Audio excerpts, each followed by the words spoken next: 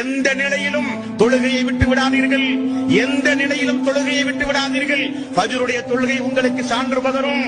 அஸருடைய தொழுகை எவன் தவற விட்டு விட்டானோ அவன் உலகத்தில் இருக்கிற அனைத்தையும் இழந்தவனை போல் ஆவான் என்று ரசூலுல்லாஹி ஸல்லல்லாஹு அலைஹி வஸல்லம் அவர்கள் சொன்னார்களே. இறை இல்லங்களின் மூலம் ஒவ்வொரு நேரமும் ஒவ்வொரு வக்துக்கும் ஹய்யாலஸ் ஸலா தொழுகையின் பக்கம் வாருங்கள், ஹய்யாலல் ஃபலா வெற்றியின் பக்கம் வாருங்கள் என்று அழைப்பு காதில் விழுந்த பொழுது கூட ஜமாத்தோடு சேர்ந்து ஓடோடி வந்து தொழுது தீமைகள் எல்லாம் அழிக்கப்பட்டு பரிசுத்தவானாக மறுமை நாளில் இந்த துனியாவில் மரணிப்பதற்கு பகரமாக தொழுகையை புறக்கணித்து வாழ்ந்தானே அவனுக்கல்ல சொர்க்கம்.